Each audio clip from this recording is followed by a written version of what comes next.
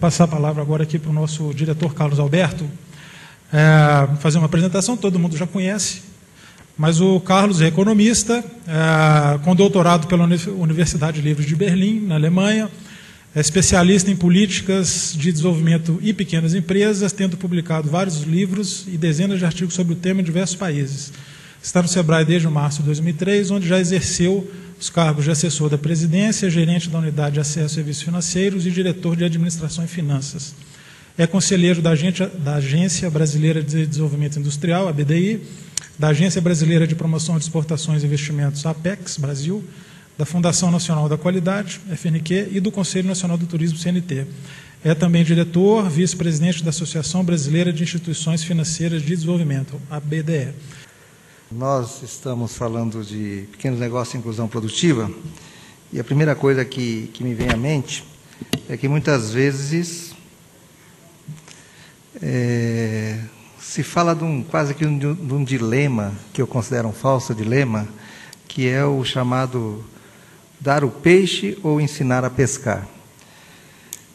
Eu considero, secretária Ana Fonseca, e muito obrigado pela participação, de que, na verdade, nós temos que dar o peixe, nós temos que ensinar a pescar, mas, em especial, nós temos que despoluir o rio. Nós temos que atuar na mudança das estruturas.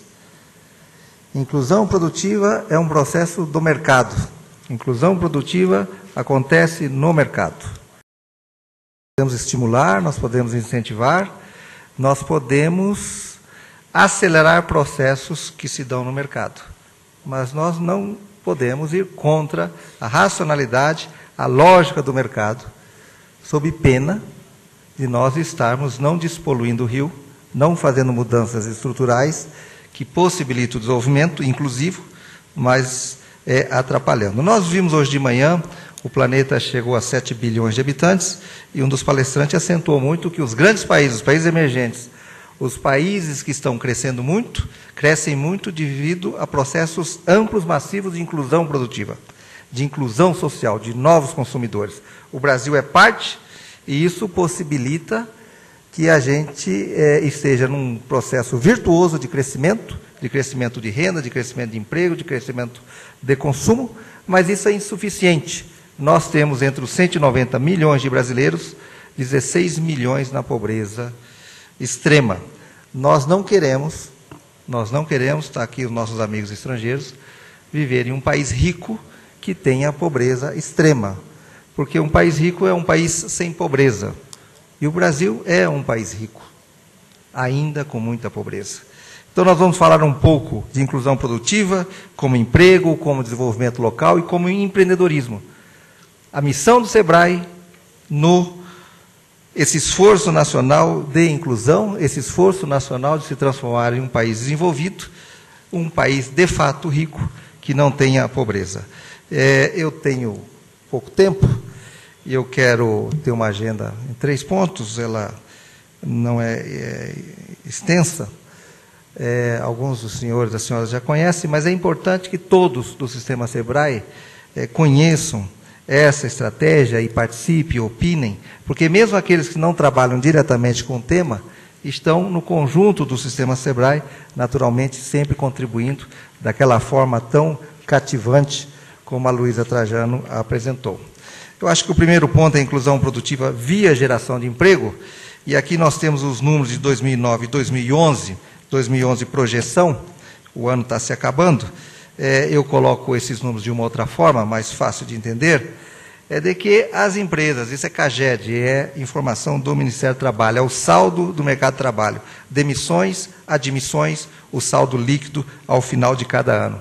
Naquelas empresas, naqueles CNPJs, de até 4 empregados, microempresa, nós tivemos nesse processo de 2009, 2010 e 2011, 3,8 milhões de empregos. Nas empresas de 5 a 19 empregados, vamos ter, no final do processo, um saldo de 500 mil de empregos, 52 mil empregos, corrijo. Nas empresas de 20 a 99, 330 mil empregos, aí ainda estamos um pouco no nosso campo da pequena empresa, e nas grandes empresas, nas médias empresas, 800 mil empregos. 3,8 milhões de empregos nas microempresas, nos 3 anos, 800 mil empregos nas médias e grandes empresas. 800 mil empregos de alto valor agregado, de maior qualificação, empregos de maior conteúdo, de maiores salários, vis-à-vis com 3,8 milhões de empregos nos pequenos negócios, nos micros negócios que estão empregando fortemente. Inclusive, no ano de 2009, 1 milhão e 100 mil empregos nas microempresas, o ano que o Brasil não cresceu, o ano que o nosso PIB não cresceu, se gerou 1 milhão de empregos nas microempresas. Então, uma coisa que a gente percebe, e os dados eles confirmam, é que a geração de emprego em microempresas é uma inclusão produtiva muito eficiente, muito forte, via mercado de trabalho. O fomento, o apoio à microempresa pode ser um instrumento extremamente poderoso de criar mais uma vaga de trabalho de uma pessoa que está fora do mercado de trabalho, vir a ser admitida, passar a ter seus direitos trabalhistas, passar a ter a sua remuneração. Não precisa sempre abrir um novo negócio. Muitas vezes é mais efetivo fortalecer os negócios já existentes do que insistir em abrir um novo negócio para pessoas que talvez não tenham aí os elementos necessários para estar à frente de um pequeno negócio. Isso é importante porque a nossa contribuição, conforme eu vou mostrar de agora em diante, ela é muito forte, ela é muito grande, não é, secretária Ana Fonseca? Mas não é o viés de abertura de negócios. Nós não vamos dizer, se você tem o Bolsa Família, abra um negócio e você vai resolver o teu problema. Abrir negócio não é panaceia, empreendedorismo não é para todos, empreendedorismo não é toda e qualquer solução, não é a chamada porta de saída, como muitas vezes tentam dizer por aí. Não se trata disso, se trata de complementar a renda, e o mercado de trabalho é o instrumento clássico de inclusão produtiva, e naturalmente que as microempresas, as pequenas empresas têm muito a ver com isso. Mas vamos falar de inclusão produtiva via formalização. E esse é um aspecto fundamental, porque aqui o Brasil, de fato, a gente tem que ser muito orgulhoso de ser brasileiro. No dia de hoje, o André Spínola levantou o dado, ontem foi feriado. No dia de hoje, nós temos 1.776.004 empreendedores individuais nesse país. Nós vamos fechar um ano com cerca de 1.850.000, 1.900.000 empreendedores individuais. Para os colegas de outros países que estão aqui presentes, trata-se de uma lei que está em vigor, e tivemos um começo com algumas dificuldades. Em praticamente 2 anos, nós formalizamos 2 milhões de autônomos, 2 milhões de informais nesse país. É o maior processo de inclusão, é o maior processo de informalização no menor tempo possível que nós conhecemos da literatura, da experiência internacional. E está distribuído por todo o país. Está distribuído aí do Rio Grande do Sul com 5%, chegando o Acre com 0,4%, passando por São Paulo com 23%, quer dizer, com uma forte presença de formalização em estados mais industrializados, em estados menos industrializados. Essa é um elemento extremamente novo. Muitos dos nossos SEBRAES estaduais já têm hoje no empreendedor individual a sua maior clientela, o maior número de negócios que nós temos que apoiar, que levar assistência técnica, informação, capacitação, e nós estamos aí no esforço de entender, de conhecer, no esforço de reflexão teórica, de pesquisa, para entender quem é o empreendedor individual. E aí são diversos elementos. Nós comparamos o empreendedor individual com a população adulta, maior que 18 anos, no quesito educação. E vejam, senhores e senhoras, o empreendedor individual, ele tem uma formação superior à da população brasileira. Ele, no ensino médio técnico completo, chega a quase metade, 47%, enquanto que na população nós temos 26%, e no ensino superior, inclusive, 17%, enquanto na população nós temos 14%. Quer dizer, esse dado é extremamente relevante. Nós não estamos tratando com empreendedores, não é, de baixa instrução e muitas vezes com dificuldade aí, em relação à alfabetização. Ao contrário, nós estamos tratando com empreendedores que têm, em relação à média da população, inclusive uma formação maior. E que não possuem outra fonte de renda. 78% não possui nenhuma outra fonte de renda. O empreendedor individual é um processo de formalização, quase sempre de negócios já existentes, não é? Pouquíssimas um pequeno percentual de 5% de pessoas que trabalham numa empresa, que recebiam aposentadorias, mas no último item nós temos algo importante, 13% tem outra fonte de renda. E esse 13% nós vamos abrir e tentar entender, não é? Quando a gente compara dois universos, os empreendedores individuais, esses 1.800.000 empreendedores individuais no nosso Brasil, fizemos uma pesquisa no momento que estava 1.400.000, agora no mês de julho, com os beneficiários do Bolsa Família, que são empreendedores individuais. 7,3% de todos os beneficiários da Bolsa Família, 102.627, naquele momento, já estavam registrados como empreendedor individual. O número pode crescer muito, na medida que nós sabemos que o receio de perder o benefício do Bolsa Família, muitas vezes leva com que a pessoa não se formalize. Não é uma relação automática, a saída do Bolsa Família se dá através da elevação da renda.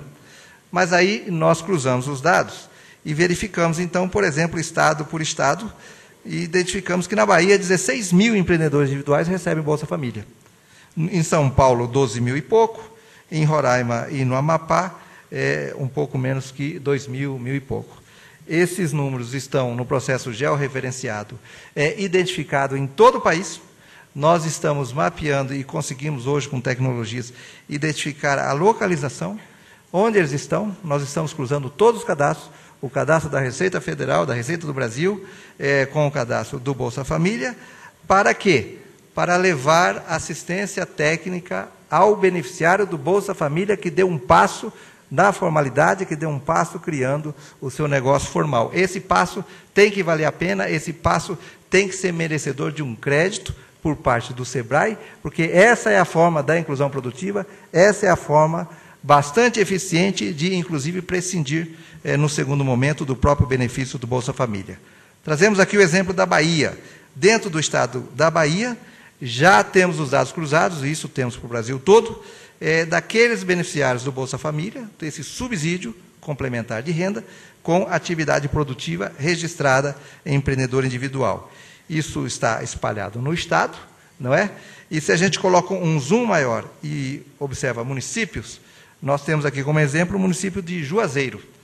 O que é que nós temos no município de Juazeiro? Nós atendemos 1.230 empresas, nós estamos falando do processo do negócio a negócio, de ir diretamente às empresas, às microempresas.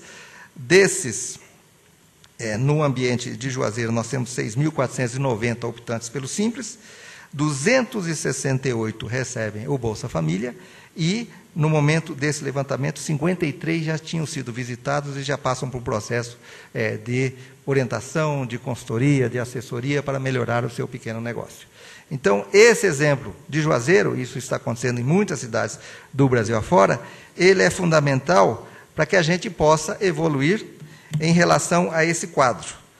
Em Roraima, 16% dos beneficiários do Bolsa Família estão registrados como empreendedor individual. O mesmo acontece em Alagoas, com 16%, no Maranhão, com 15%, na outra ponta, Santa Catarina, Distrito Federal, com 3%, São Paulo com 4%. Na média nacional, 7% essa identificação nós temos, né, secretária? 7% dos beneficiários do Bolsa Família já são empreendedores individuais.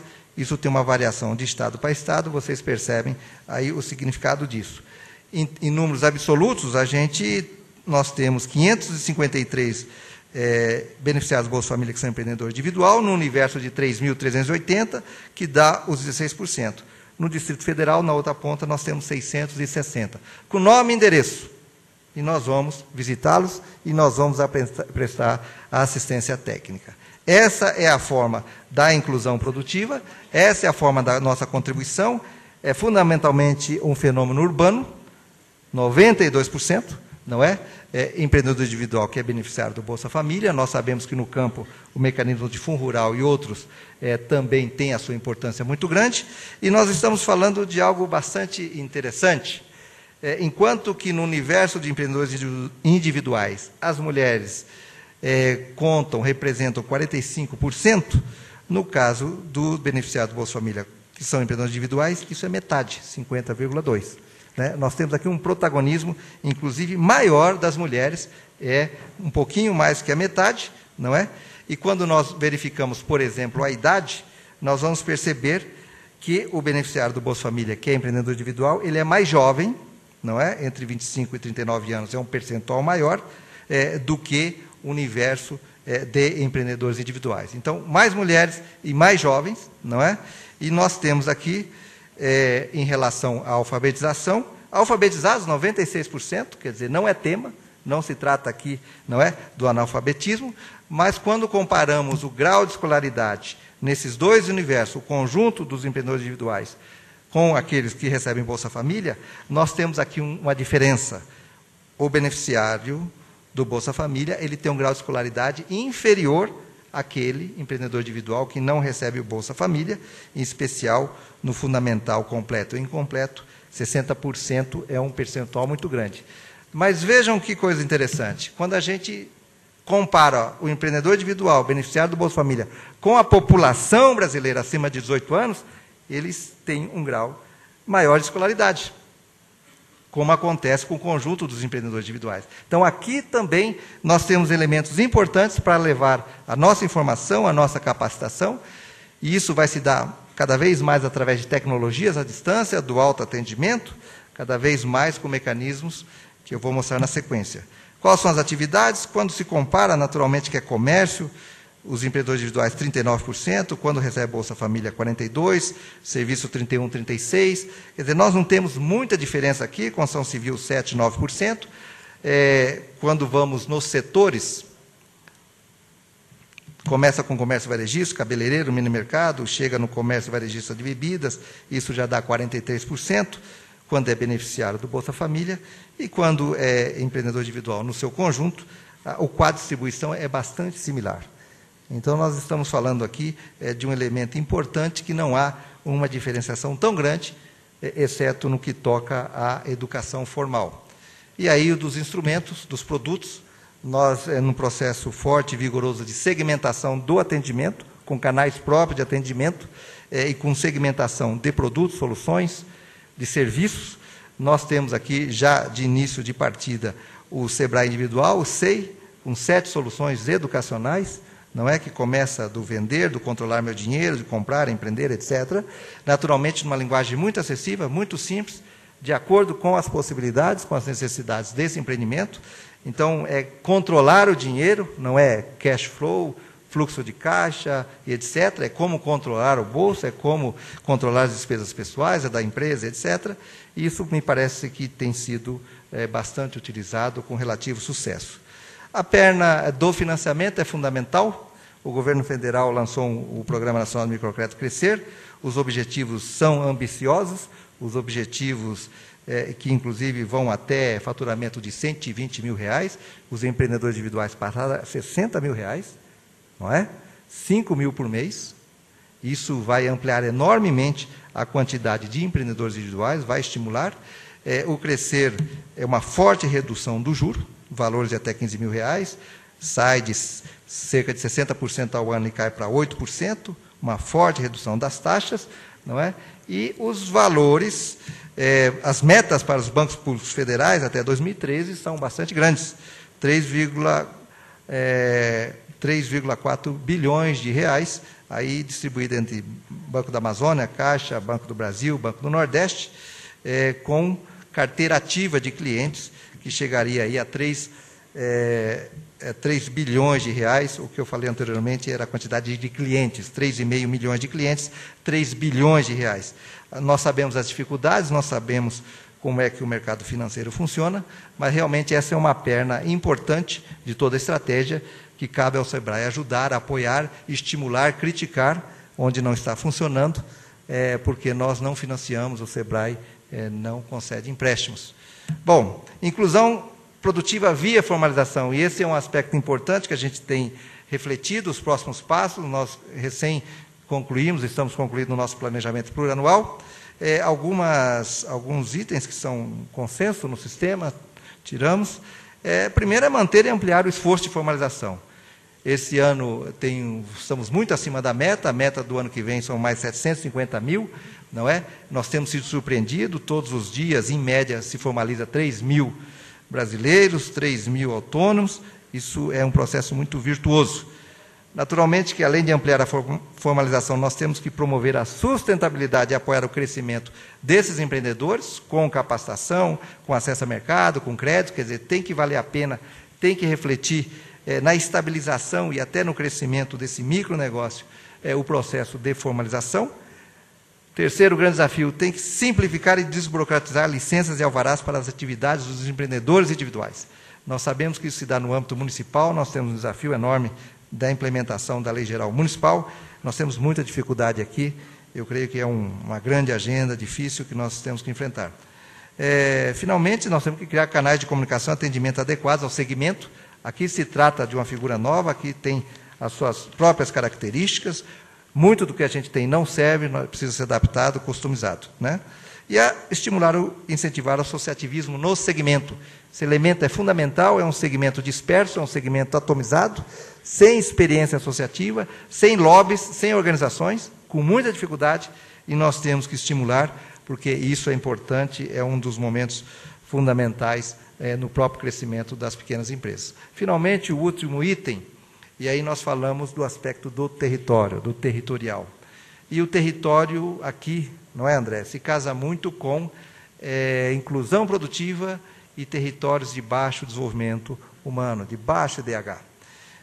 Aqui toda uma estratégia em curso, que leva em conta, naturalmente, o espaço, o território, não é? Nos chamados territórios da cidadania, são 120 em todo o país, identificados pelo governo federal, são aqueles municípios de menor IDH, são 1.851 municípios, são muitos municípios, e nesses municípios, nesses territórios, 788 mil empresas formais que estão lá, que estão trabalhando, que estão produzindo, que estão empregando. Então, também não é um território terra de ninguém onde não acontece nada.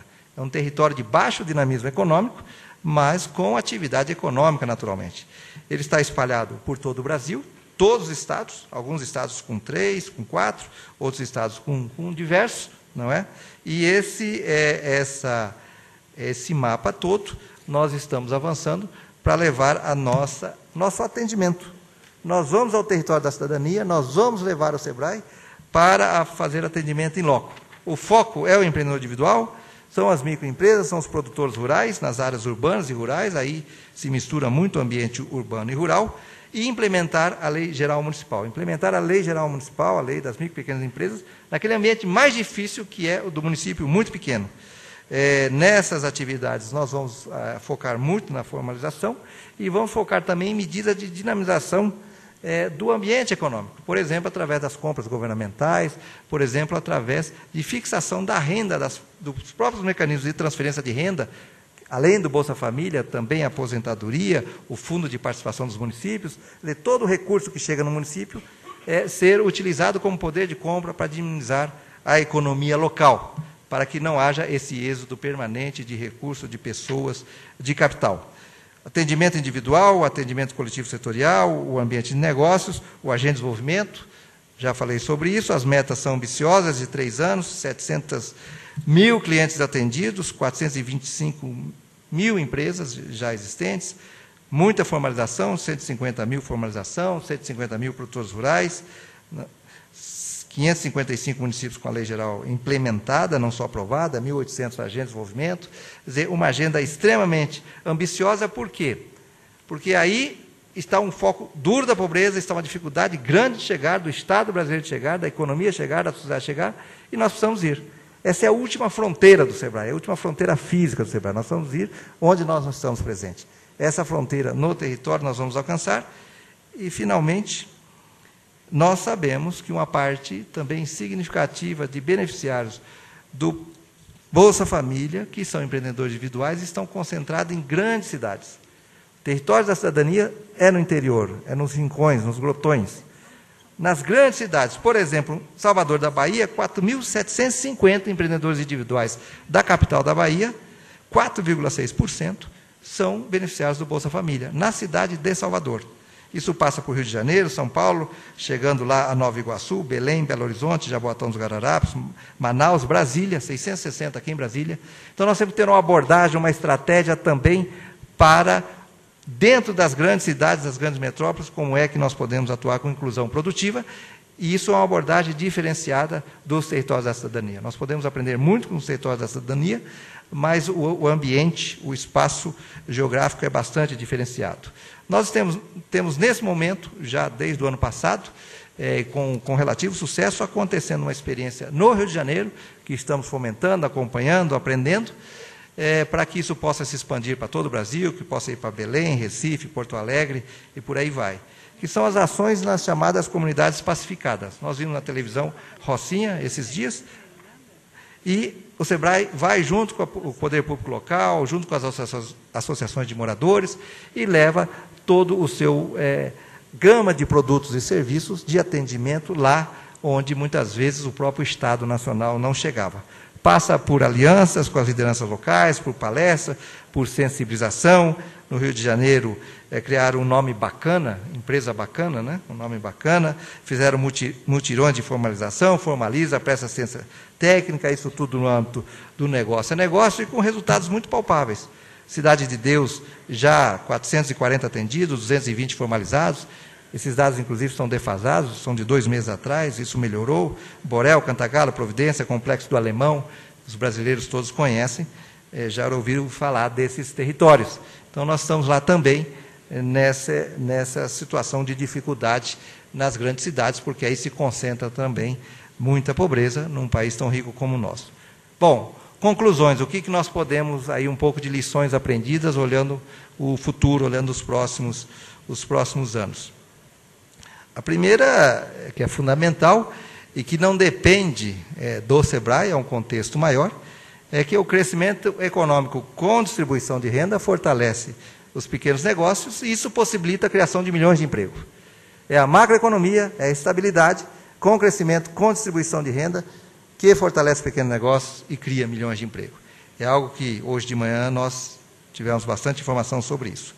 Segundo, há de fato um processo virtuoso de formalização, a partir da Lei Complementar 128, promulgada pelo presidente Lula em 2008, que entrou em vigor em 2009, com dificuldades. Nós estamos, de fato, no segundo ano dessa lei.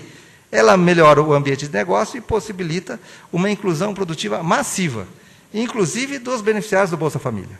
7% dos beneficiários já aderiram ao empreendedor individual, existem muito mais que desenvolvem atividades produtivas e que devem se formalizar sem receio de que com isso vão perder aquela ajuda enquanto o seu nível de atividade for muito incipiente, estiver ali no nível da subsistência. E, finalmente, as regiões de baixo IDH e as periferias das grandes metrópoles são a última fronteira para fortalecimento do empreendedorismo, para geração de renda e emprego. Finalmente, trata-se da combinação de instrumentos de política social, por um lado, e de fomento ao empreendedorismo, por outro lado, que tem que estar no centro da estratégia de inclusão produtiva. O Ministério, à frente de toda a política social, nós realizamos uma aliança, uma parceria, e entramos com a nossa cara, com a nossa missão, com aquilo que a gente entende, aquilo que nós podemos fazer, que é a perna da inclusão produtiva, porque, de fato, país rico é país sem pobreza, e inclusão produtiva significa emprego, desenvolvimento local, empreendedorismo. Nós vamos fazer mais, nós sabemos fazer, nós vamos redobrar os esforços, porque, se fosse fácil, não era para nós, né? Muito obrigado. Obrigado, secretária, obrigado, Carlos, obrigado a todo mundo.